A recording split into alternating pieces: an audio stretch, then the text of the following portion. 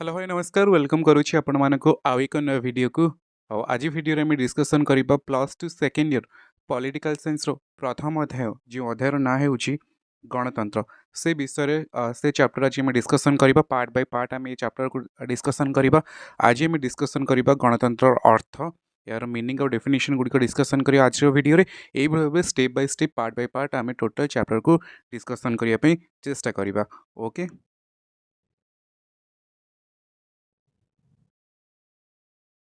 Okay तो discussion करवा आज जो आमर टॉपिक रही भारत रे गणतंत्र बा democracy in India plus two second year political science तो प्रथम आम इंट्रोडक्शन देखा इंट्रोडक्शन कौन आप लिखिपारे गणतंत्र हेउची सरकार गठन करिवार एपरि एक माध्यम जोठी शासक लोक मान द्वारा निर्वाचित होता भारत विश्व सबुठारु बड़ लोकतंत्र राष्ट्र भाव परिचित एठी लोकतंत्र अर्थात जनता शासन जोठी जनता निज नेतृत्व को निजे चयन करिथांती 1950 मसीह भारत गणतांत्रिक राज्य भाव घोषित होता तो ये भाव में आप भारत में गणतंत्र जो इंट्रोडक्शन अच्छी लिखिपारे जदि आम ओभरअली कह गणतंत्र कौन जो मध्यम लोक मैंने निजर सरकार गठन करती सरकार गठन करने को आमर बहुत सारा मध्यम अच्छी एक छत्रवाद हो राजतंत्र हो तो से भाव में से गणतंत्र होन्यतम जोटा कि आम देश भारत ताकू ग्रहण करपर एक शासन सरकार गठन कर मध्यम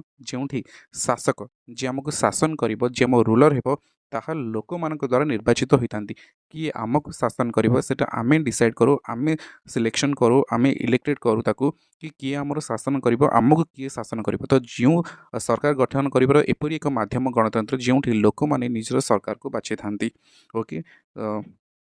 तो आर जब अर्थ देखा आप एग्जाम जदि पढ़े मीनिंग कौन लिखे तो मीनिंग ओके जदि परीक्षा आपर पढ़े कि गणतंत्र अर्थ कौन मीनिंग ऑफ डेमोक्रेसी तो से लिखिपारे पॉइंट बाय पॉइंट करके देख प्रथम पॉइंट लिखिपार गणतंत्र एभली बहुल व्यवहृत शब्द जी यार व्याख्या करने कौन आवश्यकता अनुभूत हुए ना एभली एक बहुल व्यवहृत शब्द माने प्राय टाइम रे आपण गणतंत्र कहले छोट बड़ समस्त बुझीपारती जे इलेक्शन बा प्रोसीजर हो सरकार हो एसबू राज्य हो राष्ट्रपति प्रधानमंत्री यह सब नहीं गणतंत्र आमर मेनली प्रतिष्ठित तो यह एभली एक व्यवहृत शब्द जहाँ को व्याख्या करिवार कौनसी आवश्यकता बा वर्णना करिवार कौनसी आवश्यकता अनुभव हुए ना सब सेकेंड पॉइंट तुम लिखिपार ग्रीक भाषा डेमोस जार अर्थ हो गण तो क्राटस जार अर्थ हो क्षमता ये दुईटी शब्दर मिश्रण रे गणतंत्र शब्दर उत्पत्ति जदि पचरा जाए गणतंत्र क्यों दुईटी शब्द यह ग्रीक शब्द आसी अच्छी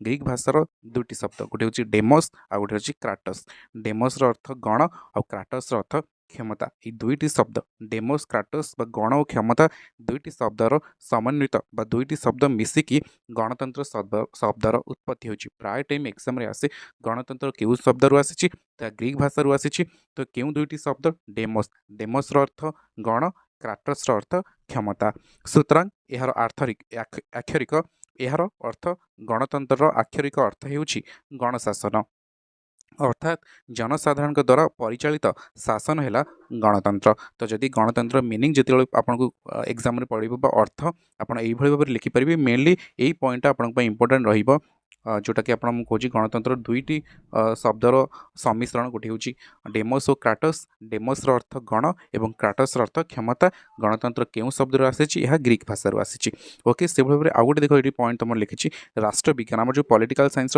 फादर बा आम राजनीति विज्ञान जनक जी अरिस्टोटल मतरे गणतंत्र होउची सुजनतंत्र निकृष्ट रूपांतर जो पॉलिटीर सबुठू खराब परंपरा होउची खराब रूपांतर होउची गणतंत्र ओके जदि क्वेश्चन केबे भी आपको परीक्षा पचारे कहा मतरे गणतंत्र होउची सुजनतंत्र बा पॉलिटीर निकृष्ट रूपांतर ता होउची अरिस्टोटल मतरे ओके ये भाव आम डिस्कसन करें जदि एग्जाम आपंकर अर्थ पचारे जो लंग टाइम लिखे 2 मार्क्स लिखे गणतंत्र कहले कौन बुझ जहाँ भी आपको पड़ी तो यही पॉइंट को आप डेफिनेटली आड करंतु आपन आंसर ओके एबे देखिए कौन रही आपंकर गणतंत्र डेफिनेशन तीनोटी डेफिनेशन डिस्कसन करवा ओके एबे देखिए गणतंत्र कौन रही डेफिनेशन बा संज्ञा ओके तो प्रथम आम देखिए लॉर्ड ब्राइस का मत गणतंत्र कौन जो सरकार रे शासन क्षमता कौन निर्दिष्ट श्रेणीर लोकों हाथ में न रही समग्र गोष्ठीर सदस्य मान हाथ में आईनतः न्यस्त थाए ताकू गणतंत्र कहुए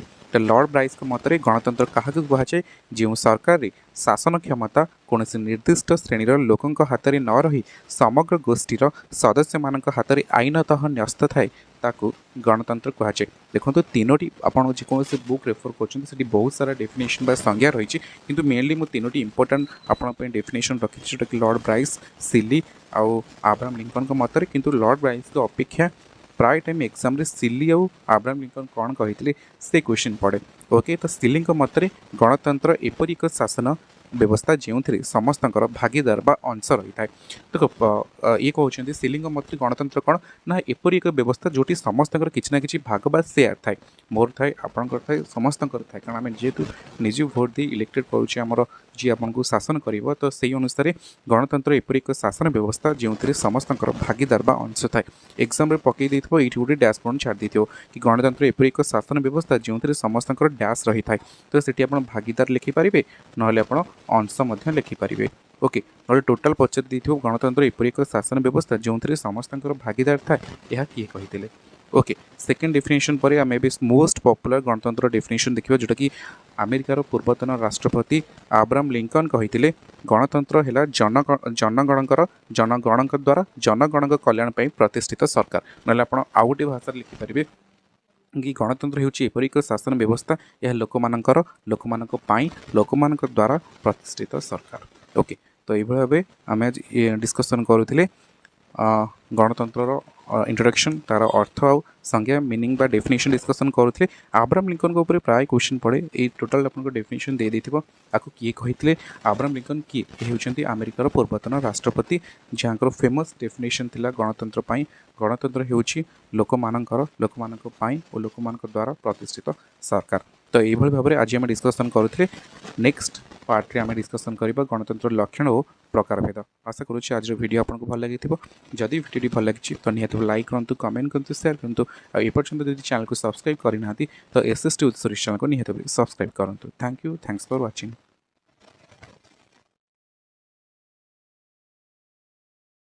हेलो भाई नमस्कार वेलकम करुँच आपको आउ एक वीडियो को आम गत जो वीडियो थी आम plus two second year political science प्रथम अध्याय भारत रे गणतंत्र से वीडियो आम अर्थ तार मीनिंग डेफिनेशन आम डिस्कसन कर सारी।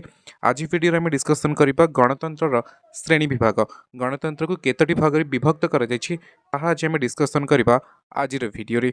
ओके तो गणतंत्र को साधारणतः दुई भाग में विभक्त कर जहाँकि आप स्क्रीन पर देखिपे मैं लिखी गणतंत्र को साधारणतः दुई भाग में विभक्त कर गोटे हूँ प्रत्यक्ष गणतंत्र आउ एक हूँ परोक्ष गणतंत्र। तो कौन रही प्रत्यक्ष गणतंत्र बा डायरेक्ट डेमोक्रेसी और कौन रही परोक्ष गणतंत्र बा इनडायरेक्ट डेमोक्रेसी ता आज डिस्कसन करबा ए वीडियो रे। तो प्रथमे देखिबा आम डिस्कसन करबा प्रत्यक्ष गणतंत्र कौन रही प्रथमे डिस्कसन करबा प्रत्यक्ष गणतंत्र बा डायरेक्ट डेमोक्रेसी। तो फास्ट पॉइंट आप लिखिपारे प्रत्यक्ष गणतंत्र राष्ट्र नागरिक माने प्रत्यक्ष भाव शासन कार्य परिचालना करती। तापर पॉइंट नंबर 2 रे आप लिखिपारे प्राचीन ग्रीस नगर राज्य गुड़िकर ए प्रकार व्यवस्था प्रचलन थिला। तृतीय पॉइंट लिखिपारे सेतेबेले नगर राज्य गुड़िकर आयतन क्षुद्र थिला एवं जनसंख्या थिला स्वल्प। तापर आप परवर्ती पॉइंट लिखिपारे नगर राज्यर समस्त नागरिक गोटे स्थान में समवेत होई आईन प्रणयन नीति निर्धारण तथा समस्त सरकारी कार्य संपादन करुथिले। तापर नंबर पॉइंट लिखिपारे मात्र आधुनिक काल में राष्ट्र आयोजन आयतन तथा जनसंख्यार वृद्धि जो यह संभवपर हो पारा ना। तो जी पॉइंट में डिस्कसन कले मोटामोटी भाव में जब कह प्रत्यक्ष गणतंत्र कौन हुए ना जनसाधारण सीधा स्थलक भाव में निर्वाचन प्रक्रिया अंशग्रहण करती और निजर प्रतिनिधि को डायरेक्टली से कौन करती इलेक्ट करती भोट दिखती। जमी आम देखिए आमर एवं जो सिस्टम अच्छे आम परोक्ष गणतंत्र अच्छे आम जड़े कौन करुचे आम गोटे एमएलए एमपी को इलेक्शन जितौचे सी जाकि डिसाइड करुच्ची कि को रूल हम को नियम कानून प्रणयन हम डायरेक्ट आम किसी अंशग्रहण करूनी आम जो सरकारी शासन व्यवस्था आमर कौन प्रकार रोल होनी आम जो प्रतिनिधि को पठे सी डिसाइड करुच्ची सी कौन कर कहुच्छे परोक्ष गणतंत्र बा प्रतिनिधिमूलक गणतंत्र। किंतु ये जो प्रत्यक्ष गणतंत्र जमी प्राचीन ग्रीस रे हो एबिकार स्विट्जरलैंड ये कौन रही ना आप लोक मैंने जनसाधारण मैंने सीधा सड़क जी कौन आईन कानून प्रणयन हम ताहा जनसाधारण सीधा सड़क अंशग्रहण करेंगे से कौन प्रकार प्रतिनिधिमूलक नथिले से भाव में देखो आउ जो अन्य पॉइंट गुड़ाक रही वर्तमान समय केवल स्विट्जरलैंड ए प्रकार व्यवस्था प्रचलित अच्छी जदि एवं आम देखा आगुरी प्राचीन ग्रीस रे किंतु वर्तमान यह केवल स्विट्जरलैंड ए व्यवस्था प्रचलित अच्छी कहीं व्यवस्था वर्तमान लोप पाई कहीं जेहेतु आधुनिक आम वर्तमान आधुनिक पृथ्वी में वर्तमान जनसंख्या बहुमात्रा जो वृद्धि घटी से समय सीधा सड़क लोक मैंने शासन प्रणाली अंशग्रहण करने बहुत मात्रा कष्टसाध्य व्यापार अटे। तो आगुरी कौन ये जो सिस्टम आउ थे कहूँ प्रत्यक्ष माने प्रत्यक्ष भाव में आप सीधा सड़क जी कौ नियम कानून हम कौन है आप निजे डिसाइड करते कहुए प्रत्यक्ष गणतंत्र। ओके तो ये देखिए प्रत्यक्ष गणतंत्र कौन सब लक्षण रही। तो प्रत्यक्ष गणतंत्र को जब लक्षण बा आम तार जब विभागीकरण करवा ताकू मुख्यतः तीनोटी भाग में विभक्त कर गोटे हूँ गण भोट जहाँ को आम कहे रेफरेंडम बी रे रही गण उद्योग जहाँ को आम इनिशिएटिव कहे ग तृतीय नंबर रही जहाँकि प्रत्याहार जहाँ को आम रिकल कहे। तो आर इंग्लीश टर्म मन रखु कारण बेले बेले पचारि दिए ओडिया रिकल क्या कहुए रेफरेंडम कहले कौन बुझ इनिशिएटिव क्या कहुए। तो प्रथम आम देखा गण भोट क्या कहुए रेफरेंडम ए प्रकार व्यवस्था व्यवस्थापक सभा प्रणीत आईन कार्यकारी हेबा पूर्व जनसाधारण निकट में उपस्थापित कराए। गण भोट माध्यम यह जनसाधारण द्वारा गृहीत होला परे कार्यकारी होता है यह बाध्यतामूलक जनमत संग्रह कहुए। यही व्यवस्था फल व्यवस्थापक सभार सभ्य मैंने मनमुखी आईन प्रणयन करें ना। तो गण भोट क्या कहुए जेकोसी व्यवस्थापिका पाखक जेकोसी गोटे ल पास हाँपाई आईन हाँपाई जो पठा पूर्व से लोक मान मतामत संग्रह कराए लोक मैंने हाँ कहे ना कहे ये आप बाध्यतामूलक भोट देवा जो तार व्यवस्थापिका सभा आम लोकसभा राज्यसभा जहाँ भी हो जितेबाला ये कौन हुए गोटे बिल पास हाँ पूर्व आमको किसी पचरा जाए ना से ही केवल डिसाइड हुए कितु आम जमी आम कहीपर प्रत्यक्ष गणतंत्र कौन हुए ना से जो व्यवस्थापिका सभा आयोजन हवा पूर्व जनसाधारण पाखक प्रथम गोटे बिल टी पठाए जनसाधारण हाँ कि ना जहाँ भी से मत देवी जहाँ को आम गण भोट कहे भोट देवे जितेबाला से पास हम तापर से व्यवस्थापिका सभा उपस्थापित हो। ओके यही व्यवस्था फल व्यवस्थापिक सभा मैंने मनमुखी आईन प्रणयन करें यह बाध्यतामूलक जनसंग्रह कहुए। मन रख गण भोट्र अन्य नाम हो बाध्यतामूलक जनमत संग्रह। ओके एवं देखा नेक्स्ट क्वेश्चन नेक्स्ट पॉइंट कौन रोचे तुम तुम गण भोट कथा मुझे गण भोट बा इनिशिएटिव कथा जो उठी प्रथम पॉइंट रोचे यही व्यवस्था लोकंकर व्यवस्थापक सभा को निर्दिष्ट आईन प्रणयन करने निर्देश अथवा अनुरोध कर अधिकार थाए। सेकेंड पॉइंट लिखिपर जितेबाला लोक मैंने कौन आईन प्रणयनर आवश्यकता उपलब्धि करते से पंथा अनुसरण कर। जदि आम तृतीय पॉइंट देखा कौन क्षेत्र में लोक मैंने निजे आईन चिठा प्रस्तुत कर व्यवस्थापिका सभा को ताहा ग्रहण करने पठे पारती। जब आम चतुर्थ पॉइंट लिखा गण उद्योगर चतुर्थ पॉइंट जब गण उद्योगर लिखा लोके आईन प्रणयनर प्राथमिक उपक्रम करुवा उपक्रम कहुए। तो यहाँ कौन कौन गण उद्योग देख से रहा व्यवस्थापिका सभा उपस्थापित हवा पूर्व लोक मान पाखक बिल टी पठाए लोक मैंने जदि हाँ ना कहे तापर से व्यवस्थापिका सभा उपस्थापित होता है। गण उद्योग इनिशिएटिव क्या कहुए ना कि जगह धर लोक मान जहाँ प्रोब्लेम है लोक मैंने फिल करती लोक मैंने उपलब्धि करती आम यही आईन आवश्यकता अच्छी से व्यवस्थापक सभा को माने रिक्वेस्ट करती तुम आ गोटे आईन आना जब एग्जांपल जब आम देखा धर एबिका सिचुएशन धर सपोज किसी लोग चाहिए धर कि आम भोटिंग एज 18 अच्छी 15 को कमे दि जाऊ सरकार कमे दिंतु। तो लोक मैंने गोटे निजे निजे चिठा प्रस्तुत करके एमएलए एमपी जरिए सरकार पाखक पठेबे से सिस्टम को आम कह गण उद्योग इनिशिएटिव निजे निजे तुम इनिशिएटिव नब निजे माने स्टेप्स नब केमती जहाँ तुम असुविधा होची से विषय से संक्रांत किसी आईन अणा जाऊ जो लोक मैंने उपलब्धि करेंगे लोक मैंने व्यवस्थापक सभा को निजे गोटे आईन कर पठेबे से जो सिस्टम से सब व्यवस्था को कहुए गण उद्योग। ओके कौन क्षेत्र में लोक मैंने निजे आईन चिठा प्रस्तुत कर व्यवस्थापिका सभा को ग्रहण करने पठे था। मन रखु गण भोट्र अन्य नाम था बाध्यतामूलक जनमत गण उद्योगर अन्य नाम हूँ उपक्रम। ओके एवं देखा आम जो लास्ट रही प्रत्यक्ष गणतंत्र जो शेषटी रही प्रत्याहार बा रिकल तो प्रत्याहार बा रिकल क्या कहुए ना निर्वाचित प्रतिनिधि कार्य संतोषजनक नहेले ताकू जेकोसी समय प्रतिनिधि पदर विताड़ित कर अधिकार निर्वाचन गणकर रही है यह प्रत्याहार कहुए। आर सेकेंड पॉइंट में लिखिपर सुतरां जड़े प्रतिनिधि थरे निर्वाचित हो गले से निरकुंश भाव निर्दिष्ट समय क्षमतार रही व्यक्तिगत स्वार्थ हासिल कर सुजोग लाभ करती। तो ये पॉइंट कौन कौन रिकल बा फेरई आने सपोज आपन क्या प्रत्यक्ष गणतंत्र यहाँ हुए जदि सपोज लोक इलेक्शन भोट दे जन को पठे व्यवस्थापिका सभा को वर्षे अपेक्षा कले से कौन कार्य करूनी जो कारण पठा जाइए से कार्य से खिलाफ कर तो लोक मैंने रिकल करेंगे पुणी फेरे आने जोटा कि आमर देख आमर कौन होती जदि तुम जहाँ को भी MLA MP ward member sarpanch जहाँ को भी भोट देल 5 वर्ष से शासन कर 5 वर्ष पर ही तुम चेंज कर किंतु व्यवस्थापिका सभा सॉरी प्रत्यक्ष गणतंत्र सेमती नहीं प्रत्यक्ष गणतंत्र गोटे सिस्टम अच्छी प्रत्याहार बा रिकल लोक मैंने चाहिए जहाँ को इलेक्टेड करके पठे पुणी फेर आनीपर विदिन 1 ईयर भितर कि निर्दिष्ट समय भितर ओके जेकोसी समय समय विताड़ित करें यहाँ लोक अधिकार अच्छे या रिकल कहुए। ओके तो यहाँ प्रत्यक्ष गणतंत्र बर्तमान आम देखा यहाँ प्रत्यक्ष गणतंत्र बर्तमान आम देखा जोटा कि रही परोक्ष गणतंत्र। तो परोक्ष गणतंत्र बा इनडायरेक्ट डेमोक्रेसी कौन रही ना जो शासन में सार्वभौम क्षमतार अधिकारी जनसाधारण सरकार परिचालन में प्रत्यक्ष भाव में अंशग्रहण नक प्रतिनिधि मान हाथ में शासन दायित्व न्यस्त कर परोक्ष गणतंत्र कहुए।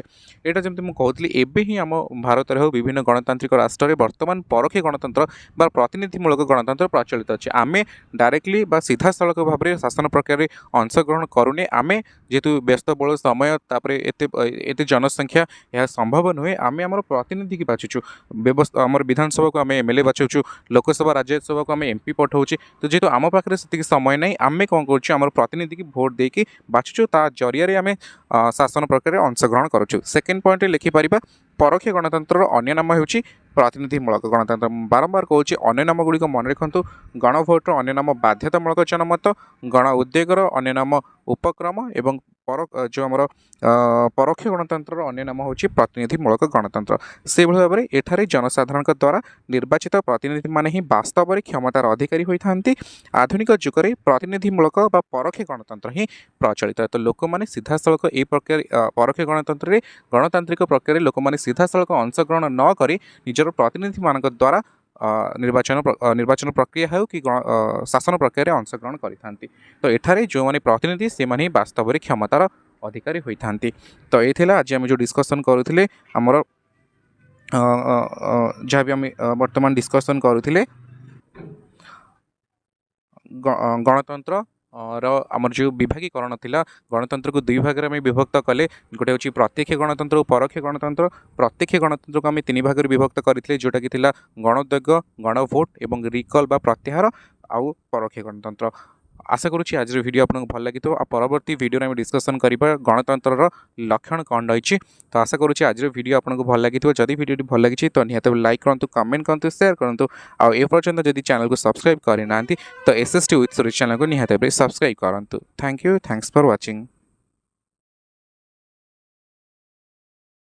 हेलो हाय नमस्कार वेलकम करुँची आपण मानक आउ एक नया वीडियो को आज वीडियो में डिस्कसन करबा +2 सेकेंड ईयर पॉलिटिकल साइंस प्रथम अध्याय जो अध्यायर ना हो भारत रे गणतंत्र बा डेमोक्रेसी इन इंडिया रो तृतीय पार्ट आम डिस्कसन करबा आज पार्ट में डिस्कसन करबा गणतंत्र लक्षण कौन गत 2टी वीडियो धरी आम डिस्कसन कर सारी गणतंत्र अर्थ संज्ञा प्रकार भेद में डिस्कसन करी प्रत्यक्ष गणतंत्र परोक्ष गणतंत्र गणभोट कौन गण उद्योग कौन प्रत्याहार कौन एवं आज तृतीय पार्ट में डिस्कसन करबा पर्टिकुलाली फीचर्स ऑफ डेमोक्रेसी बा गणतंत्र लक्षण कौन जदि आम पॉइंट बाय पॉइंट लिखा टोटाल 5टी पॉइंट आम गणतंत्र लक्षण सारिबा। प्रथम पॉइंट आम लिखा ए रे जनसाधारण सार्वभौमत्व ए पॉइंट डिस्क्राइब करने पूर्व प्रथम बुझी नियंतु सार्वभौमत्व शब्दर अर्थ कौन सार्वभौमत्व शब्दर अर्थ हो सर्वोच्च क्षमता तो आपण बुझी नियंतु गणतंत्र प्रक्रिया रे गणतंत्र शासन पद्धति जनसाधारण होती सर्वोच्च क्षमतार अधिकारी जनसाधारण सार्वभौमत्व तो कौन रही जनसाधारण सार्वभौमत्व आम बुझा प्रथम पॉइंट आप लिखिपारे गणतंत्र विशेष लक्षण है जनसाधारण सार्वभौमत्व।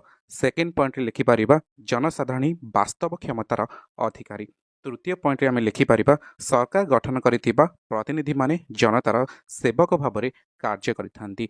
चतुर्थ पॉइंट आम लिखिपर जनता चाहिए सरकार मध्य बदल दे पारती। तो ये प्रथम पॉइंट जनसाधारण सार्वभौमत्व। तो प्रथम पॉइंट कहूँ गणतंत्र विशेष लक्षण है जनसाधारण सार्वभौमत्व।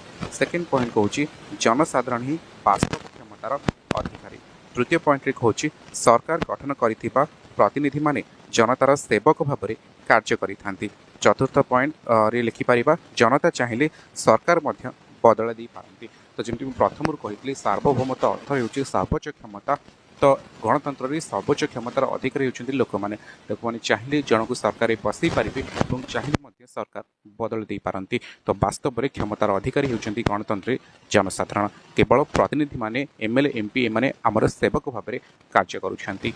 ओके, तो प्रथम पॉइंट आम डिस्कसन कले गणतंत्र लक्षण जहाँकि जनसाधारण सार्वभौमत्व। द्वितीय पॉइंट आम डिस्कसन करवा आईन शासन चले।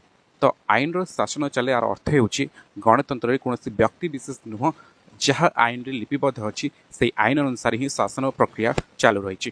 तो कौन रखिए प्रथम पॉइंट रे गणतंत्र अन्य एक लक्षण है ए आईन शासन चले कौन व्यक्ति विशिष्ट नुह। गणतंत्र जहाँ आईन अनुसार जहाँ विधि व्यवस्था अच्छी से अनुसार शासन प्रक्रिया चले। कौन व्यक्ति चाहिए गणतंत्र ऊर्धरे संविधान ऊर्धरे आईन ऊर्धरे रही पारे नहीं। व्यक्ति जेते प्रभावशाली होना कहीं से आईन अधीन अटे। तृतीय पॉइंट कहूँ तेणु लोकों द्वारा स्वीकृत और गृहीत एक संविधान विधि व्यवस्था अनुसार सरकार परिचालित होती। ओके, तो सेकेंड पॉइंट जोटा कहूँ गणतंत्र लक्षण आईन शासन चले तार अर्थ मुझे कही कि ये कौन व्यक्ति विशेष आईन ऊर्धरे नुहति गणतांत्रिक व्यवस्था जहाँ आईन अच्छे जहाँ विधि व्यवस्था अच्छी जहाँ आम संविधान लिपिबद्ध अच्छी से अनुसार ही शासन प्रक्रिया चालू रहिबो। तो सेकेंड पॉइंट पर सेकेंड लक्षण पर तृतीय लक्षण आम आलोचना करबा गणतंत्र जहाँ होउछि राजनैतिक समानता एवं व्यक्ति स्वाधीनता। तो ये पॉइंट रे कौन कहूँ ना प्रथम पॉइंट कहूँ गणतंत्र रे व्यक्तिर प्रत्येक व्यक्तिर मतर मूल्य रही। गोटे लोक जहाँ भी कह से अनुसार जमीक गोटे भोट्र मूल्य ये अच्छी गोटे भोट भी कहीं ना कहीं हारी जाउछंती निर्वाचन प्रक्रिया रे। तो गणतंत्र रे प्रत्येक व्यक्तिर मतर मूल्य रही। गणतंत्र रे समस्त को समान सुविधा सुजोग प्रदान करा जाय थाए। गणतंत्र रे प्रत्येक व्यक्ति को निजर मत व्यक्तर स्वाधीनता मध्य मिली थाए। निजर धर्म संस्कृति चलनी को नहीं व्यक्तिर स्वातंत्र एवं अधिकार को गणतंत्र रे स्वीकृत होता है। तो व्यक्ति स्वाधीनता होची गणतंत्र अन्य एक लक्षण। ता सहित राजनैतिक समानता जब राजनैतिक समानता कह कौन तार अर्थ जे देखो जाति धर्म निर्विशेष धनी गरीब समस्त को राजनैतिक स्वाधीनता मिलता है। जब गोटे आम एक्जाम्पल ना राजनैतिक जो समानता रही जहाँ को भारतीय आम कहीपर नागरिक हिसाब से सिटीजन हिसाब से जहाँ को 18 वर्ष जेकोसी धर्मर हो जेकोसी जातिर हो धनी हो गरीब हो समस्त को भोट दान अधिकार मिलता है। तो से गणतंत्र से गोटे स्वातंत्र कि एठारे राजनैतिक स्वाधीनता अच्छी समानता अच्छी और व्यक्ति को स्वाधीनता मिलता है। समस्त व्यक्ति स्वाधीनता मिलता है निजर बाक स्वाधीनता प्रदान करा प्रत्येक व्यक्ति और प्रत्येक व्यक्तिर भोट जोटा आम प्रथम लाइन कही प्रत्येक व्यक्तिर मतर मूल्य रही। मत कहले प्रत्येक भोट्र मूल्य रही। गोटे लोक जहाँ कहूँ स्वीकृति प्रदान करा जाए तार मतर मूल्य रही है। सेकेंड जो तृतीय आम देखिए राजनैतिक समानता और व्यक्ति स्वाधीनता। चतुर्थ पॉइंट कौन कहूँ ना राजनैतिक दल मानकर स्थिति अपरिहार्य बहुमतर प्राधान्य रही। ये पॉइंट कौन कहूँ ना बिना राजनैतिक दल बिना आम गणतांत्रिक प्रक्रिया सफल यह भाविबा गोटे माने कल्पनार बाहर जे बिना आम राजनीतिक दल को लेकिन ही गणतंत्र सफल हो। बिना राजनीतिक दल में गणतंत्र कथा चिंता करिया आजिक दिन में यह असंभव प्रक्रिया हो पड़ी। जदि गणतंत्र अच्छी ताहले राजनीतिक दल अच्छी जदि राजनीतिक दल अच्छी ताहले गणतंत्र अच्छी। उभय उभय परिपूरक क्या लेकिन अन्य जन चलो बिना राजनीतिक दल में गणतंत्र केवे प्रतिष्ठित हो पार नहीं। सहित कहूँ बहुमतर प्राधान्य कौन ना जी अधिक मत पाइब जी अधिक जनसमर्थन हासिल कर ताहार ही गणतंत्र प्राधान्य देखा मिले से ही राजनीतिक दल एठारे प्राधान्य देखा मिले। प्रथम पॉइंट लिखिपर आधुनिक गणतंत्र मुख्यतः प्रतिनिधिमूलक गणतंत्र होइथिबारु राजनीतिक दल मानकर स्थिति अपरिहार्य हो पड़ी। संख्यागरिष्ठ लोकों समर्थन हासिल कर दल बा दल समूह सरकार गढ़ती। दल समूह सेकेंड चैप्टर आप बुझीपारे दल समूह कौन जो मेंटर सरकार आप पढ़े। ओके तापर पॉइंट आम लिखिपर गणतंत्र समस्त निष्पत्ति संख्यागरिष्ठता मतरे निर्धारित हुए बहुमतर प्राधान्य ही गणतंत्र लक्षण। तो ये संख्यागरिष्ठता जो दल जो पार्टी संख्यागरिष्ठता पाइब संख्यागरिष्ठ माने अधिक लोक समर्थन करुवे तार ही ये प्राधान्य देखा मिले और बहुमतर प्राधान्य ही गणतंत्र अन्य एक लक्षण। ओके तो जी अधिक मत पाइब बहुमत पाइब तार ही ये प्राधान्य देखा मिले से ही सरकार कर से ही शासन कर। ओके इ नंबर एवं शेष आमर जमी मुझे आम 5टी पॉइंट डिसाइड करवा आलोचना करवा आज वीडियो रे 1 by 1 आम 5 नंबर पॉइंट रे पहुंची सारी आप चाहिए आपण अनुसार जेकोसी गाइड फॉलो कर बुक फॉलो कर नोट्स आप प्रिपेयर कर पॉइंट आड कर तो लंग टाइप में मेनली इंपोर्टेंटली 5टा पॉइंट आपको कहली आलोचना और समालोचना सरकार government by consent of public criticism.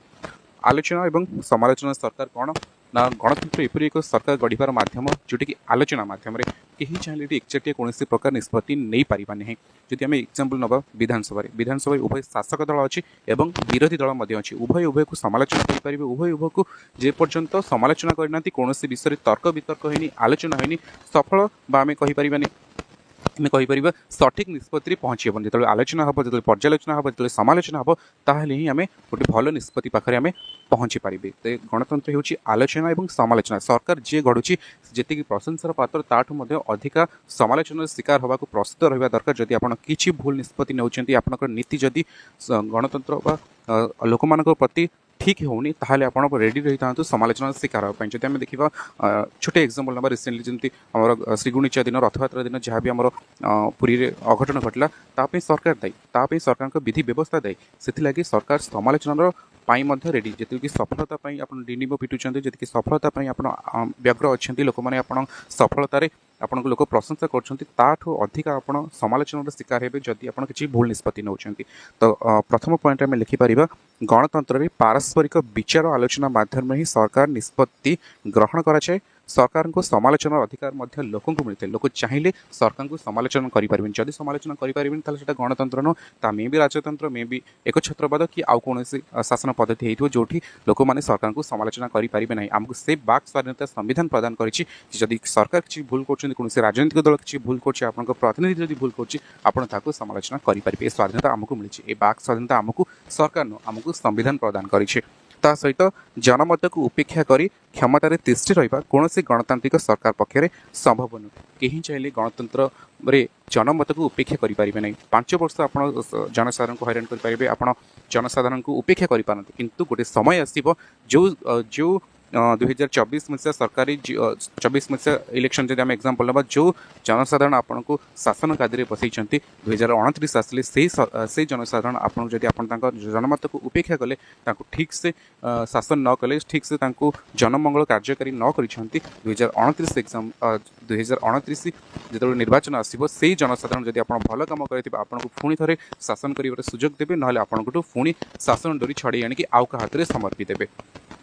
तो ये थिला आलोचना और समालोचना सरकार आम जमी प्रथम कही गणतंत्र जो लिखे गणतंत्र क्या कहुए लक्षण गुड़िक आलोचना करेंगे और शेष में आपको कहूँ कनक्लूजन गोटे लिखते जो लंग टाइप लिखुं उपरोक्त आलोचनार आपको निर्यास कौन मिलला। तो ये भाव में आप गणतंत्र जो लक्षण गुड़िक आलोचना आम जमी कले आप लिखिपारे। नेक्स्ट वीडियो आम आलोचना करवा गणतंत्र सुगुण और दुर्गुण strength and merits of demerits of democracy गणतंत्र सुगुण और दुर्गुण आलोचना करवा। आशा करुँच आज वीडियो आपको भल लगी जदि वीडियो भल लगी तो निहाती लाइक करूँ कमेंट करूँ शेयर करूँ ता सहित जदि चैनल को सब्सक्राइब करना तो एसएसटी विथ सुरेश चैनल को निहाती सब्सक्राइब करूँ आपको आउ गोटे रिक्वेस्ट रहा मूल्यवान मतामत निहाती भाव में कमेंट सेक्शन में जनातु आ कौ रिलेटेड वीडियो आप चाहते एमसीक्यू चाहते कि नोट्स चाहते केमी नोट पाइपर एसबू जहाँ भी आप प्रोब्लेम अच्छी निहाती भाव में कमेंट बॉक्स में जनातु मुझे प्रोब्लेम सॉल्यूशन करने चेष्टा करी। आउ थे रिक्वेस्ट जदि वीडियो भल लगी तो निहाती लाइक करूँ कमेंट करूँ शेयर करूँ और एपर्यंत जदि चैनल को सब्सक्राइब करना तो एसएसटी विथ सुरेश चैनल को निहाती सब्सक्राइब करूँ। Thank you thanks for watching. Hello भाई नमस्कार वेलकम करुँची आपण मानक आउ एक नवा वीडियो को आज वीडियो में डिस्कसन करवा +2 सेकेंड इयर पॉलिटिकल साइंस प्रथम अध्याय जो अध्यायर ना हो भारत रे गणतंत्र बा डेमोक्रेसी इन इंडिया आम चतुर्थ पार्ट आज डिस्कसन करबा। प्रथम पार्ट में डिस्कसन करथिले गणतंत्र मीनिंग और डेफिनेशन। सेकेंड पार्ट में डिस्कसन करथिले गणतंत्र प्रकार भेद जो डिस्कसन करथिले प्रत्यक्ष गणतंत्र और परोक्ष गणतंत्र। गत पार्ट तृतीय पार्ट में डिस्कसन करथिले गणतंत्र लक्षण फीचर्स ऑफ डेमोक्रेसी एवं आज चतुर्थ पार्ट में डिस्कसन करबा गणतंत्र सुगुण बा strength and merit of democracy. आशा करुँची पूर्व वीडियो भली ए वीडियो मध्य आपनकर बहुत पसंद आसिबो। तो डेरी न करी चलते स्टार्ट करबा आज डिस्कशन। आज टॉपिक जो टॉपिक रो ना हेउची गणतंत्र सुगुण merits and strength of democracy. Okay, तो गणतंत्र प्रथम सुगुण बा प्रथम मेरिट्स हेउची साम्य भाव प्रिंसिपल ऑफ इक्वालिटी। तो प्रिंसिपल ऑफ इक्वालिटी बा साम्य भाव कौन? ये समस्त को समान सुविधा सुजोग मिलता है। ये समस्त को समान भाव में आईन आगे ये समस्ते समान, ये समस्ते इक्वाल। कहा प्रति धनी धनी गरीब जाति वर्ण निर्विशेष ये समस्ते एका। तो पॉइंट बाय पॉइंट जब पॉइंट को हम डिस्क्राइब करबा कौन लिखिपर? प्रथम पॉइंट में लिखिपर गणतंत्र रे प्रत्येक व्यक्ति को एवं गोष्ठी को समान दृष्टि देखा जाए। सेकेंड पॉइंट लिखिपर गणतंत्र रे प्रत्येक व्यक्तिर शासन करिबार और शासित हेबार अधिकार रही। तृतीय पॉइंट लिखिपर आईन दृष्टि समस्ते समान, समस्त मतर समान गुरुत्व रही। व्यक्ति मात्र की भोट गोटे, यही साम्य भाव ही गणतंत्र वैशिष्ट्य। तो जो प्रथम गणतंत्र सुगुणर प्रथम पॉइंट था साम्य भाव बा प्रिंसिपल ऑफ इक्वालिटी। से यही सब पॉइंट को डिस्क्राइब करें जमी जानी साम्य भाव अर्थ समस्ते आईन आगे समान। ये धनी गरीब जाति वर्ण निर्विशेष समस्ते एक, समस्त भोटर मूल्य एक। ओके, तो प्रथम पॉइंट प्रथम गणतंत्र सुगुण होउची साम्य भाव बा प्रिंसिपल ऑफ इक्वालिटी। सेकेंड जो पॉइंट देखा गणतंत्र आम सेकेंड पॉइंट डिस्कसन करबा। ओके, तो सेकेंड पॉइंट आपन को कहूची देखंतु।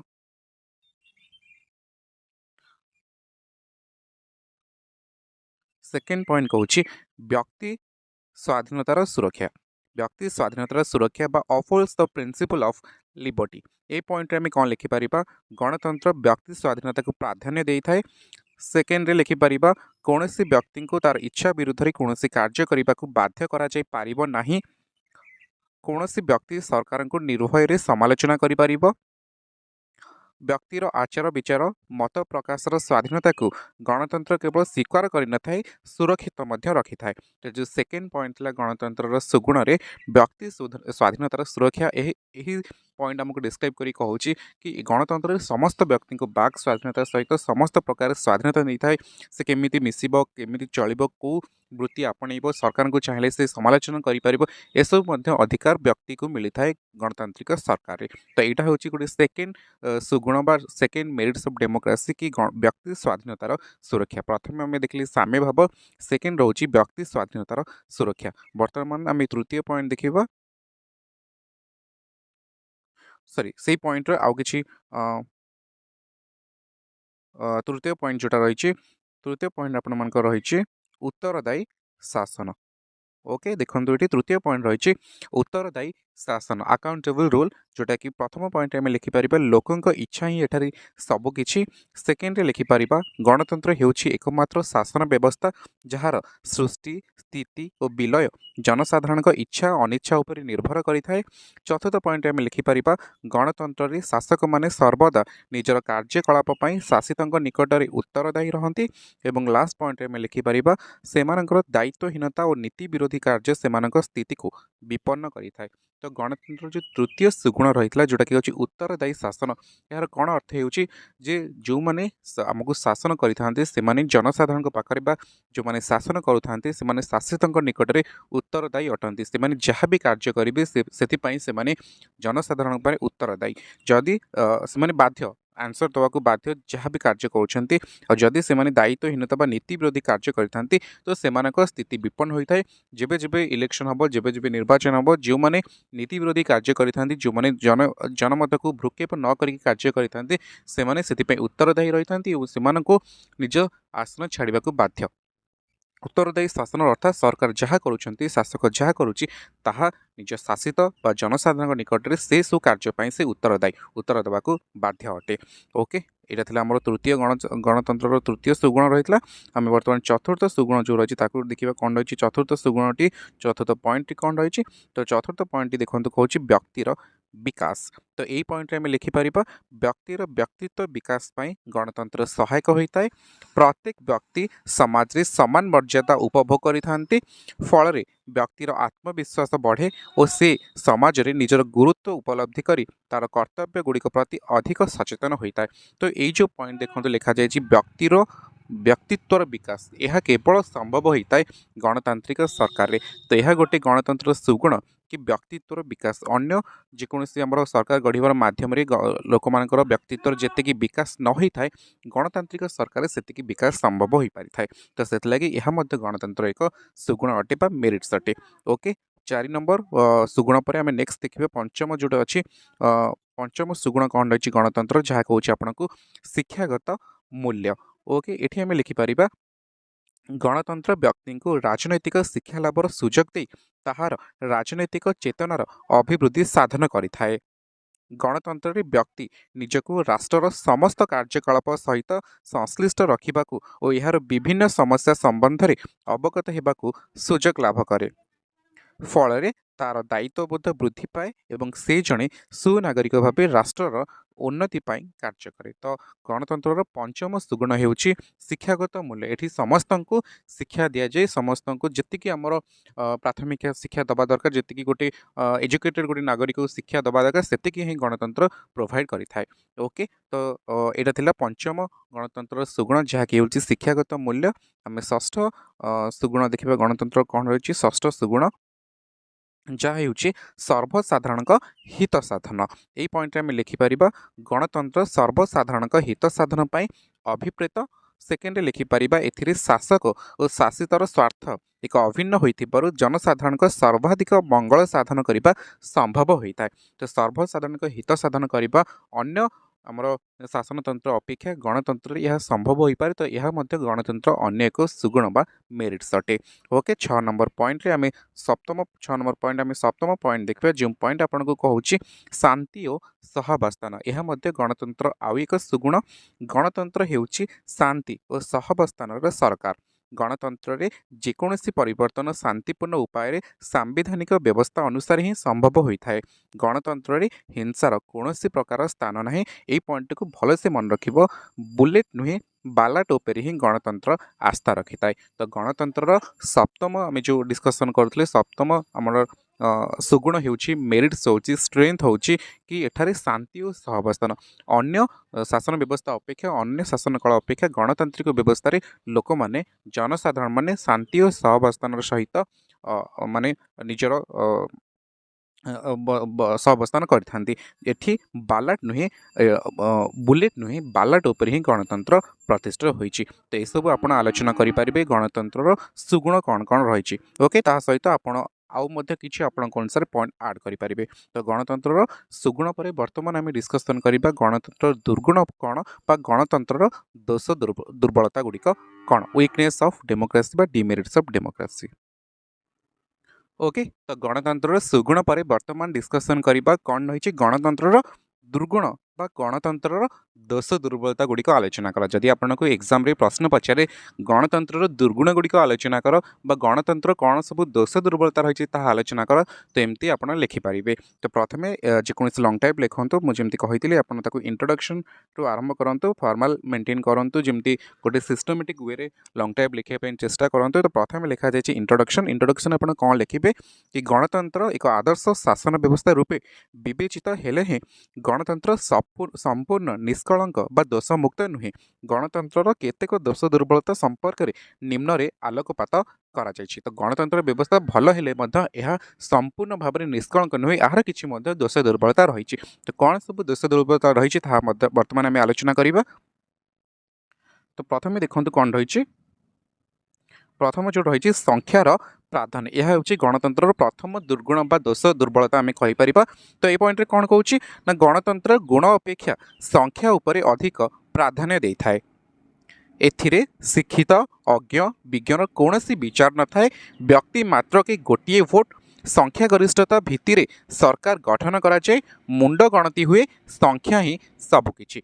तो ये जो आम संख्यार प्राधान्य ये जो प्रथम दुर्गुण कौन कौन गणतंत्र में क्वालिटी अपेक्षा क्वांटिटी उपर अधिक गुरुत्व दि जाए ये अज्ञ विज्ञान कौन बाछ विचार न थाए जी अधिक भोट पाइला जी अधिक जनमत पाइला से ही विजय लाभ करे तो ये संख्यार प्राधान्य रही है ये रही गणतंत्र प्रथम दुर्गुण आम सेकेंड दुर्गुण रही जोटा गणतंत्र से डिस्कसन करवा से कौन कौन सेकेंडटा आमर अयोग्य और अनुपयुक्त शासन तो ये पॉइंट रे कौन कौन ना गणतंत्र में अयोग्य और अनभिज्ञ प्रभाव अधिक साधारणतः योग्य शिक्षित दक्ष व्यक्ति माने दलीय राजनीति में प्रवेश करने इच्छा करती नहीं सेथिपाई लिके कहते गणतंत्र है सर्वापेक्षा दरिद्र सर्वापेक्षा अज्ञ और सर्वापेक्षा अकर्मण्य व्यक्ति मानकर शासन भल से मन रखु जिते सारा कोटेशन ताको आराम से मन रखु मन रखापी चेष्टा करूँ एग्जाम लिखापी भल हो यह सब कोटेशन इयर एगुड़ा सब आई कैचिंग था जो आप एग्जाम लिखुं ये सब फैक्ट दौरान इयर लिखुं आपड़ कुछ कोटेशन दौरान से गुड़ा सब आई कैचिंग थाए तो लिखे मतरे गणतंत्र है सर्वापेक्षा दरिद्र सर्वापेक्षा अज्ञ और सर्वापेक्षा अकर्मण्य व्यक्ति मानकर शासन तो लास्ट पॉइंट आम लिखिपर सुतरां संक्षेप गणतंत्र है अयोग्य और अनुपयुक्त व्यक्ति शासन ओके तो ये सेकेंड पॉइंट आम डिस्कसन करुले ओके तो अयोग्य अनुपयुक्त शासन आम सेकेंड दुर्गुण रोचे सेकेंड आमर गणतंत्र दोष दुर्बलता रोचे डिमेरिट्स रोचे बर्तमान सेकेंड पॉइंट पर आम देखिए कौन रही गणतंत्र तृतीय दोष दुर्बलता जहाँकि आपंकर कहूँ व्ययबहुल शासन बहुत कॉस्टली कौन ना समय असमय निर्वाचन कर कोटी कोटी टंका व्यय होता है यह व्यतीत मंत्री विधायक एवं सांसद मान दरमा पेंशन विधानसभा पार्लियामेंट परिचालना दैनिक खर्च गणतंत्र को एक व्ययबहुल शासन में परिवर्तन करी तो यह एक आउ एक दुर्गुण हो गणतंत्र यह बहुत व्ययबहुल शासन बहुत पैसा एक्सपेंसिव कि आमर के सब बेले देखी वर्ष तमाम आमर देश में कौटि ना कौटि आमर गणतंत्र व्यवस्था देश में आम देश भारत में कौट ना कौटि प्रति राज्य में कौट ना कौटि पंचायत इलेक्शन हो कि साधारण इलेक्शन हो कि आमर विधानसभा इलेक्शन हो सब बेले किसी ना कि इलेक्शन लगी रही पौर निर्वाचन हो तो यू लक्ष लक्ष कोटी कोटी टंका खर्च हो जहाँकि आम राजस्व खर्च हो राजकोष खर्च हो जहाँ गणतंत्र आउ एक दोष दुर्बलता आउ एक दुर्गुण यह एक व्ययबहुल शासन आउ गोटे पॉइंट रोचे आम 4 नंबर पॉइंट जो गणतंत्र दुर्गुण रोचे जहाँकि कहूँ दलीय स्वार्थ साधन प्रथम पॉइंट कहूँ दलीय स्वार्थ साधन यही पॉइंट तुमको कहूँ देख गणतंत्र एक दलीय सरकार होइथिबारु एथिरे दलीय मनोवृत्ति परिलक्षित होता है शासक वर्ग देशर स्वार्थ अपेक्षा निज दलर स्वार्थ उपर अधिक ध्यान दे था तो ये पॉइंट कौन कौन आपण मैंने भी जानते आपण मान एरिया जेकोसी पार्टी अच्छी प्रथम से नेता निज निजर प्रथम डेभलपमेंट कर निज पार्टी डेभलपमेंट कर पार्टी जो मैंने मेम्बर अच्छा से स्वार्थ साधन देश स्वाधीन जाति स्वाधीन बा राज्य कथा चिंता करते तो यह गणतंत्र आउ एक देश दुर्बलता आउ एक दुर्गुण यह दलीय स्वार्थ साधन पर अधिक चेष्टित ओके तो 4 नंबर दोष दुर्बलता पर आम पंचम जो रही दोष दुर्बलता बा पंचम दुर्गुण जहाँ रोचे दुर्नीतिर प्रादुर्भाव ए पॉइंट सबुठ इम्पोर्टाट रोचे गणतंत्र रे कौन ना गणतंत्र रे राजनैतिक दल मानकर प्रमुख भूमिका रही से माने निर्वाचन लड़ाई विभिन्न सूत्रु अर्थ संग्रह करि धनी व्यक्ति व्यवसायी गोष्ठीर राजनैतिक दल को चांदा दे था मंत्री माने दुर्नीतिग्रस्त हेले अधस्थान कर्मचारी सरकारी कर्मचारी माने एथिरु मुक्त रही पारंती नाही फल गणतंत्र रे दुर्नीतिर द्रुम तार काय विस्तार कर चली तो यह आउ गोटे इम्पोर्टाट डिमेरिट्स हो दुर्गुण हो दोष दुर्बलता हो गणतंत्र दुर्नीतिर प्रबल प्रादुर्भाव देखाए पूरा आरंभ शेष पर्यंत सिस्टम रे टॉप टू सरपंच आरंभ कर वार्ड मेंबर ठू आरंभ कर एमपी एमएलए प्रधानमंत्री राष्ट्रपति प्रधान पर्यंत गणतंत्र गोटे दुर्गुण हो समस्ते दुर्नीति जड़ित था दुर्नीति लिप्त होता है जहाद्वारा गणतंत्र सफल हो पारना ओके तो 5 नंबर पॉइंट पर आम गणतंत्र आउ एक दोष दुर्बलता आउ एक पॉइंट डिस्कसन करवा जहाँ हो संख्या गरिष्ठ दुरात्म्य प्रथम पॉइंट जहाँ था प्रायतः ये पॉइंट सामान रही गणतंत्र लोकों शासन रूपे अभिहित कराଯାउथिले ही वास्तव में एथिरे संख्या गरिष्ठ दौरात्म्य ही चली था संख्या गरिष्ठतार शक्ति शक्तिमान हुई शासक दल निजर मनमुखी आईन प्रणयन करें गणतंत्र रे बड़ दोष है शतकड़ा 51 जनकर सभ्यंकर 49 जनक उपर मनमुखी शासन जारी रही है तो जो मैंने पावर को आसती से निजक एत अहंकार बुड़ी रहती जे से भूली जाती जे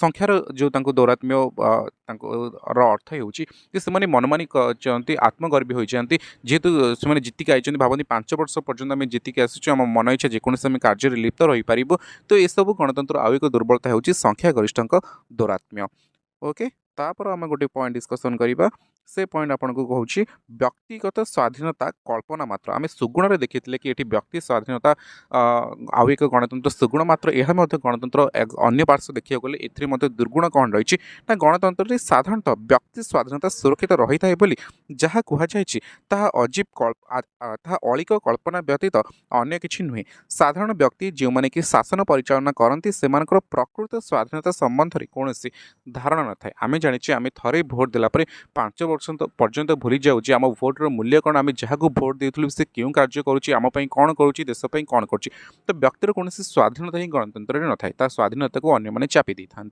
ओके तो ये थिला गोटे पॉइंट तापर पॉइंट आपन को गति मंथर यह गोटे इंपोर्टेंट पॉइंट होची डेमोक्रेसी जो आम डिमेरिट्स डिस्कसन करुचे दोष दुर्बलता डिस्कसन करुचे गति मंथर गणतंत्र आलोचना समालोचना सरकार होइथिबारु कौनसी विषय बा समस्या संपर्क में तुरंत निष्पत्ति नेबा संभव हुए नहीं अनेक गुरुत्वपूर्ण समस्यार आशु समाधान न हो यार अधिक विचार कमिटी गठन कर दायित्व न्यस्त कर जेकोसी कार्य देखो आम जब रिसेंट गोटे एग्जांपल नवा रथयात्रा जो दला चक्र पाखापाखि 3 ରୁ 5 जिते जन मृत्यु होती कमिटी गठन हम से कमिटी डिसाइड कर कि केमी कौन क्यों कारण मृत्यु है क्यों कारण सस्पेंड जहाँ भी है तो गणतंत्र से सब गति मंथर गोटे कार्य करने से कमिटी गठन कमिटी जहाँ रिपोर्ट दब से सरकार कार्य ये सब वर्ष वर्ष बीती जाए तो गति मंथर यह गणतंत्र आउ एक दोष दुर्बलता शेष आम डिस्कसन करवा जो शेष पॉइंट गणतंत्र दोष दुर्बलतार जहाँकि हूँ शासन में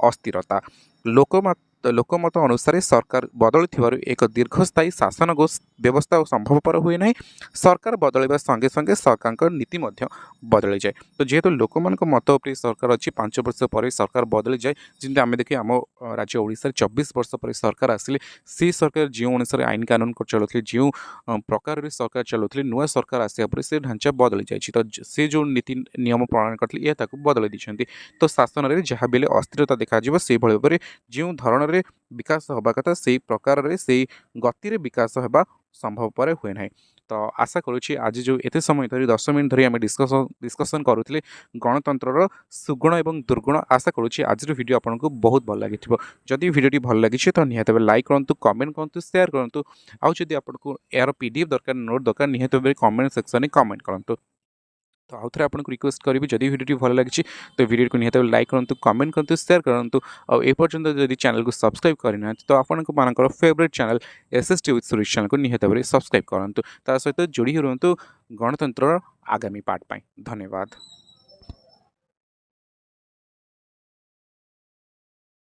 हेलो भाई नमस्कार वेलकम करुच्छे आपण मानक आज नुआ वीडियो को आज वीडियो में डिस्कसन करबा +2 सेकेंड ईयर पॉलिटिकल साइंस रो प्रथम अध्याय जो अध्यायर ना हो भारत में गणतंत्र बा डेमोक्रेसी इन इंडिया किछटा इंपोर्टेंट कॉन्सेप्ट आज आम डिस्कसन करबा ऑलरेडी आम 4टा पार्ट वीडियो डिस्कसन कर सारी चैप्टर को डिस्कसन कर सारी आज रोच चैप्टर आमर पंचम पार्ट नंबर 5 क्लास नंबर 5 तो आम कहीपर यही चैप्टर में डिस्कसन करबा गणतंत्र सफलता अपरिहार्य शर्त गुड़िक आलोकपात क्यों सब कारण आम जदि सेगुड़ी आपणेबा आम गणतंत्र गोटे सफल गणतंत्र परिवर्तन करें तो क्यों क्यों सब अपरिहार्य शर्त गुड़िक अच्छी आ पूर्वर प्रथम पार्ट आम गणतंत्र डेफिनेशन ऑफ मीनिंग डिस्कसन करते सेकेंड पार्ट आम गणतंत्र प्रकार भेद डिस्कसन करते थर्ड पार्ट आम गणतंत्र लक्षण डिस्कसन करते फोर्थ पार्ट आम गणतंत्र सुगुण और दुर्गुण डिस्कसन करते आज पार्ट आम पंचम पार्ट डिस्कसन करबा गणतंत्र सफलता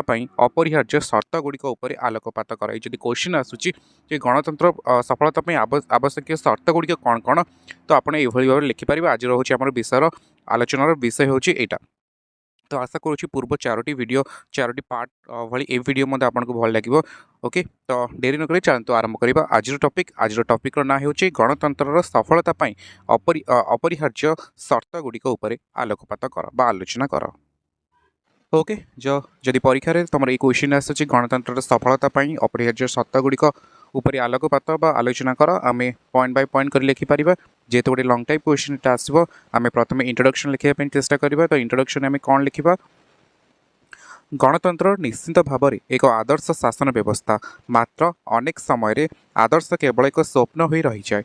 वास्तव क्षेत्र में यार कार्यकारितार अनेक दोष दुर्बलता देखा मिलता है। यह दोष दुर्बलता को दूर करी गणतंत्र को सफल शासन व्यवस्था परिणत करने को हेले केतक आवश्यक उपादान ग्रहण करने को हेब। निम्न रे ए संपर्क में आलोचना करा जायछि। तो इंट्रोडक्शन क्लियरली आप लिखिपारे क्यों कारण गुड़िक गणतंत्र सफलता निर्भर करुच्ची। तो प्रथम आप लिखा एक नंबर जोटा आम पॉइंट रे अच्छी ए रे सार्वजनीन शिक्षा गणतंत्र सफलता अपरिहार्य शर्त गुड़िक मध्य प्रथम शर्त होउछि सार्वजनीन शिक्षा। यही पॉइंट रे आम लिखिपर शासन प्रक्रिया होउछि एक जटिल प्रक्रिया। अज्ञ अशिक्षित व्यक्ति मानक पक्षरे राष्ट्रर विभिन्न समस्या अनुधान करी सेगुड़िकर समाधान पंथा निरूपण करने संभवपर नुहे। गणतंत्र सफलता लगी शिक्षार आवश्यकता रही।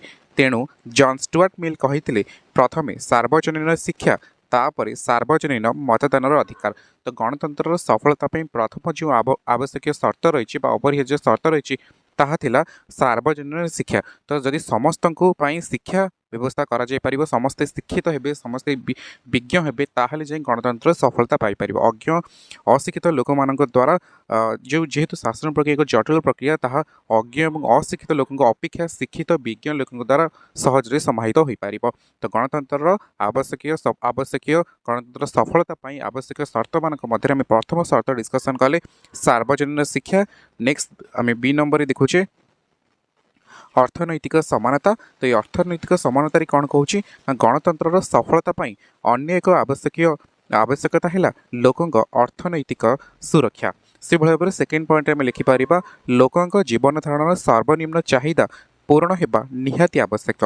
कारण अभाव सदा संतुलित व्यक्ति गणतांत्रिक शासन आदर्श और मूल्यबोधर किछि मूल्य न थाए, तापाई अन्न चिंता ही प्रधान चिंता।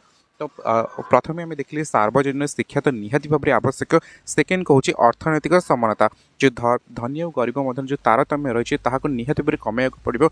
लोकों सर्वनिम्न आवश्यकता लोक मानकर मेन्टेवा पड़ो। जे पर्यंत अर्थनैतिक समानता न आसी से पर्यंत गणतंत्र सफल हो पारनी। जे पर्यंत लोक मैंने अर्थनैतिक असमानतार सम्मुखीन होते से पर्यंत गणतंत्र सफल हो पारना।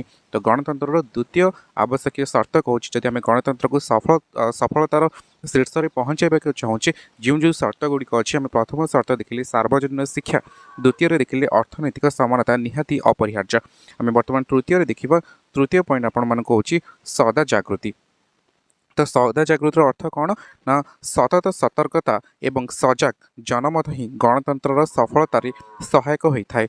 लोके जदि केवल निर्वाचन समय निजर भोट अधिकार प्रयोग कर निश्चिंत निद्रा जाती तेबे सेमानक प्रतिनिधिमूलक सरकार पथभ्रष्ट हो पारती। तेणु लॉर्ड ब्राइस कहते सदा जागृति ही स्वाधीनतार रक्षा कवच।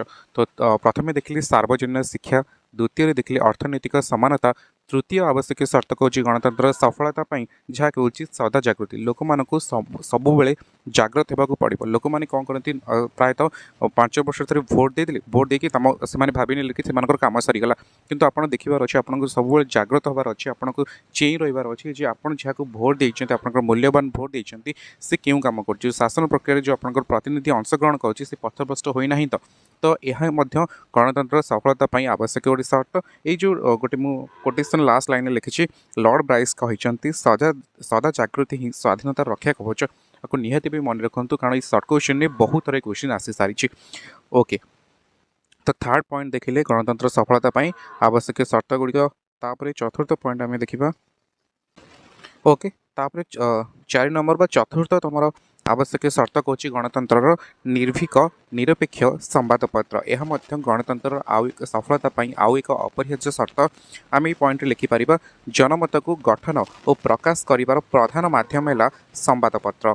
सेकेंड लिखिपर सरकार विभिन्न नीति निष्पत्ति को जनसाधारण को अवगत कराइबा एवं जनसाधारण अभिमत को सरकार निकट में पहुँचाइबा दिगरे संवादपत्र माने ही बलिष्ठ माध्यम। तापर पॉइंट में लिखिपर तेणु कौन गोष्ठी व्यक्ति विशेष मुखपत्र रूपे कार्य न करी संवादपत्र स्वाधीन और निरपेक्ष भाव प्रकृत जनमत प्रकाश करने आवश्यक। तो गणतंत्र सफलता आउ एक गुरुत्वपूर्ण आवश्यक शर्त होउछि निर्भीक निरपेक्ष एवं निरपेक्ष संवादपत्र। ओके एवं आज आम नेक्स्ट देखा आवश्यक शर्त गणतंत्र सफलता जहाँ हो दृढ़ विरोधी दल गणतंत्र में संख्यागरिष्ठ दल बा दल समूह क्षमता भोग करती एवं संख्या लघु दल विरोधीर भूमिका निर्वाह करती शासक दलर दोष दुर्बलता आविष्कार कर जनसाधारण को सचेतन करने कार्य विरोधी दलर गणतंत्र में जनस्वार्थर जाग्रत प्रहरी रूपे विरोधी दल भूमिका अतीव गुरुत्वपूर्ण। तो आम 5 नंबर जो आवश्यक शर्त अच्छी गणतंत्र सफलता ताहा होची दृढ़ विरोधी दल। तो दृढ़ विरोधी दल निहाती आवश्यक जमी शासक दल को पथभ्रष्ट होबार रोकवा सहित जी शासक दल अच्छी रूलिंग पार्टी अच्छी तार जो नीति नियम अच्छी ताकू समालोचना करवा ता सहित ताकू ठीक भाव दिग्दर्शन देखा और लोक मान सठिक शासन दबारे विरोधी शासक दल जी भूमिका अच्छी विरोधी दल ताठू गुरुत्वपूर्ण भूमिका रही। ओके तो जब दृढ़ विरोधी दल रही पार ताहले गणतंत्र सफल हो पार। ओके शासक दल अपेक्षा गुरुत्वपूर्ण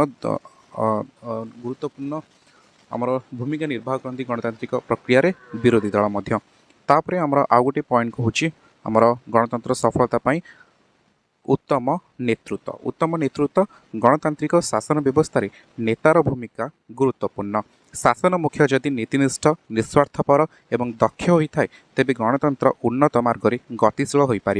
नेता जदि दुर्नीतिग्रस्त स्वार्थपर हो जाए तेबे तार प्रभाव समग्र शासन उपर पड़ी था।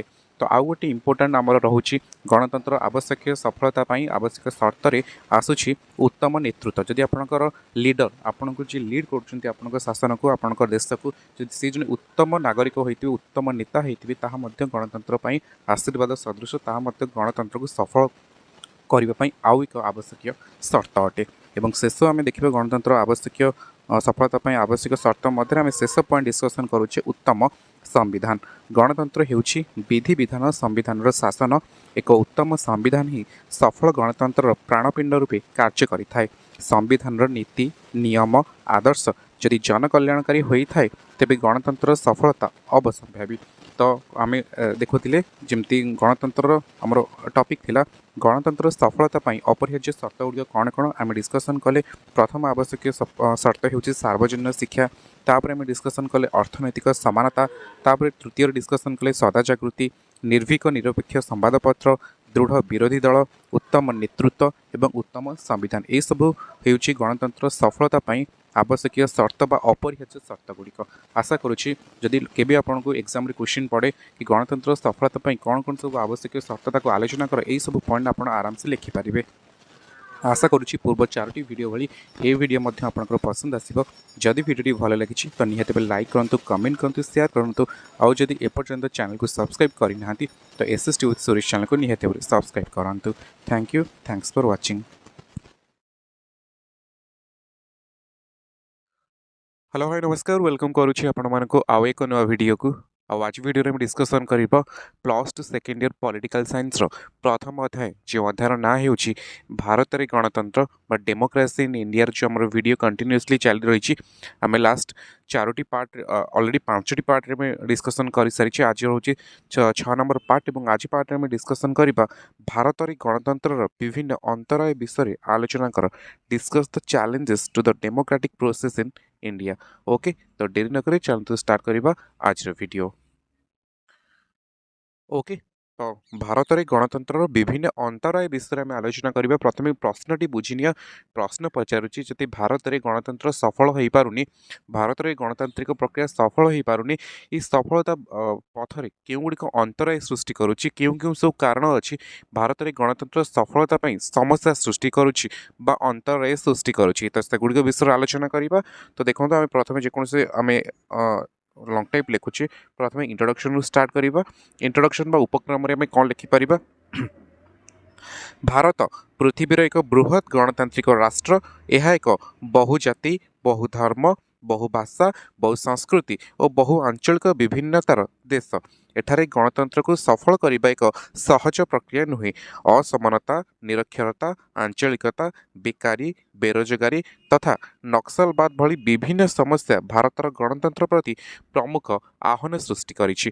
तो एगुड़िक आम डिस्कसन करवा। प्रथम इंट्रोडक्शन देखी कौन देखा इंट्रोडक्शन ने बर्तमान आम डिस्कसन करवा पॉइंट बाय पॉइंट। तो प्रथम पॉइंट कहूँ देख तुम असमानता बा इनइक्वालिटी। तो केमिति असमानता बा इनइक्वालिटी भारतीय गणतांत्रिक प्रक्रिया रे अंतराय सृष्टि करुछि बा समस्या सृष्टि करुछि ताहा आमे आलोचना करिबा।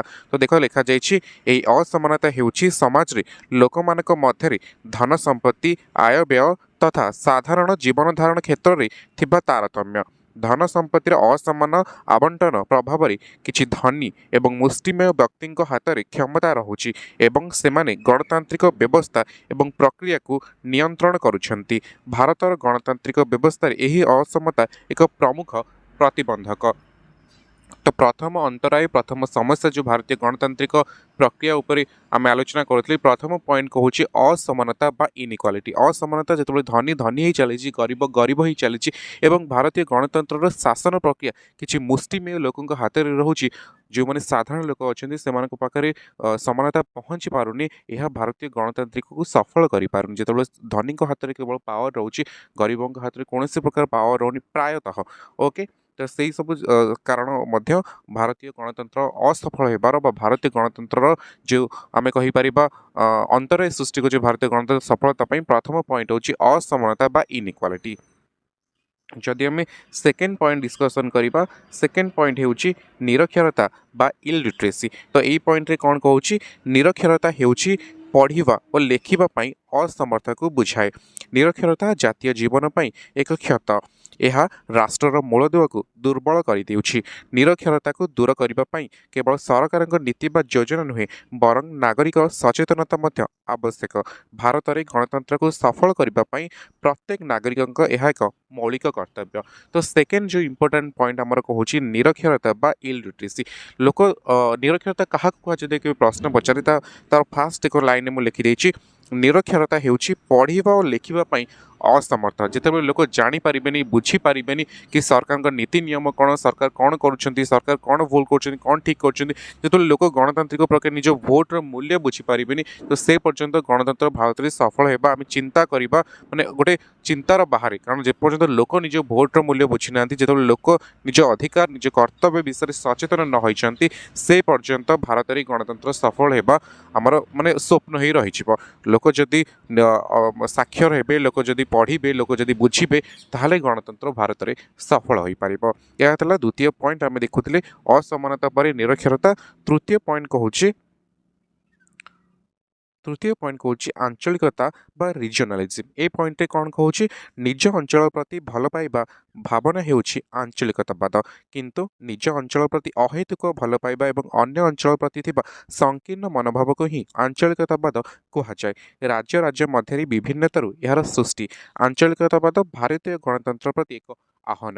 जदि मुझे कहूँ जदि अंतराय जदि आह्वान भी तुम एग्जाम पड़ी कि भारतीय गणतंत्र प्रति आह्वान गुड़िक आलोचना कर ताहा मध्य ए आंसर गुड़ी आप लिखिपारे। तो तृतीय पॉइंट कहूँ आमर आंचलिकता बा रिजनलिज्म। आंचलिकतावाद बा रिजनलिज्म ये कौन कहूँ ना प्रति राज्य राज्य मध्य जो विभिन्नता रही ओडिशा छत्तीसगढ़ ओडिशा आंध्र प्रदेश तेलंगाना आम कहीपर कर्णाटक तमिलनाडु जो राज्य राज्य मध्य जो संकीर्णता मनोभाव रही से सब कारण मध्य भारतीय गणतंत्र को सफल कर पारना आम एकजुट हो पारुनी ताहा मध्य आउ गोटे कारण गणतंत्र को सफल करने।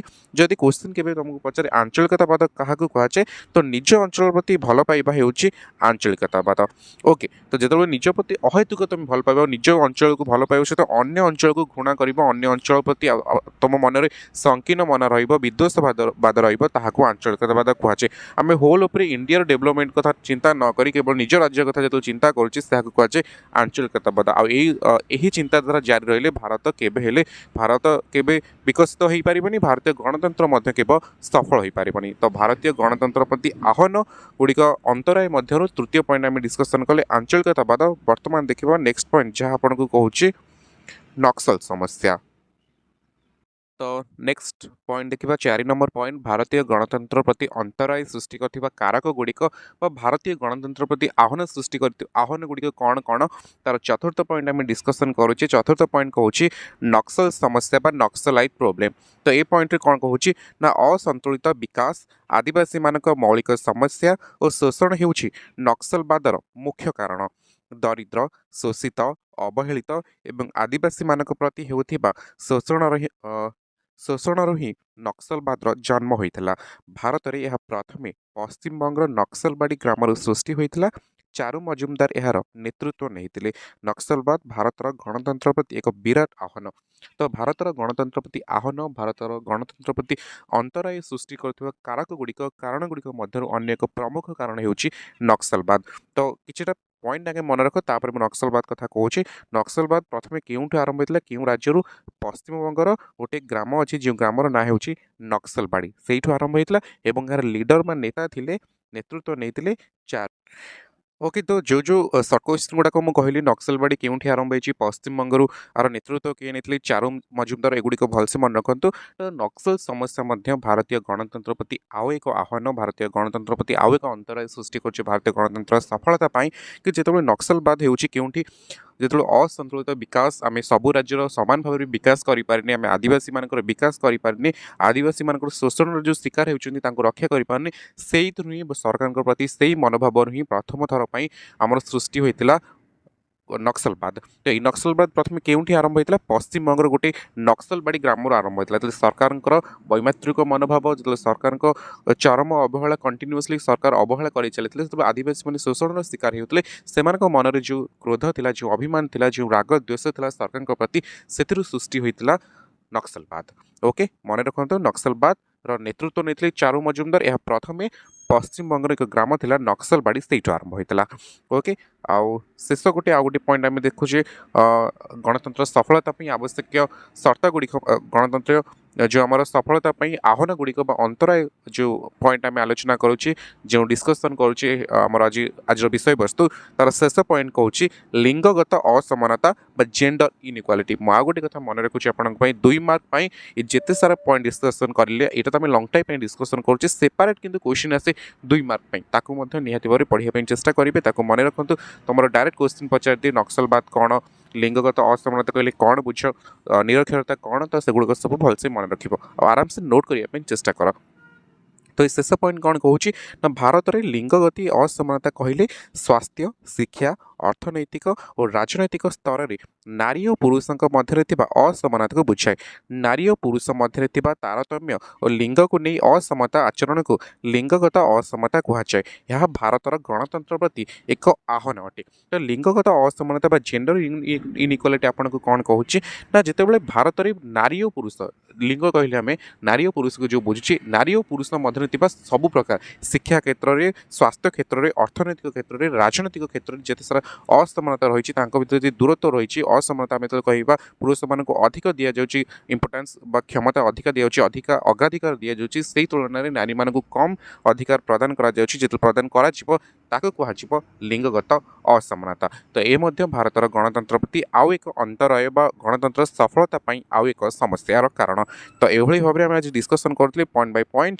ଆମେ ପ୍ରଥମେ ଡିସ୍କସନ୍ କଲେ ଇଣ୍ଟ୍ରୋଡକ୍ସନ୍, ତାପରେ ଅସମାନତା, ନିରକ୍ଷରତା, ଆଞ୍ଚଳିକତା, ସବୁ ପଏଣ୍ଟ ଇମ୍ପୋର୍ଟାଣ୍ଟ, ସବୁ ପଏଣ୍ଟ ମନେ ରଖିବ। ନକ୍ସଲ ସମସ୍ୟା, ଲିଙ୍ଗଗତ ଅସମାନତା, ଆଉ ଯେତେବେଳେ ଆମେ ୱାଇଣ୍ଡ ଅପ୍ କରିବା ଗୋଟେ ଲଙ୍ଗ ଟାଇପ୍, ଆମେ ତାହା ସହିତ କନକ୍ଲୁଜନ୍ ବା ଉପସଂହାରରେ କ'ଣ ଲେଖିବା ନା, ଭାରତରେ ଗଣତନ୍ତ୍ରକୁ ସଫଳ କରିବା ଏକ ସହଜ ପ୍ରକ୍ରିୟା ନୁହେଁ।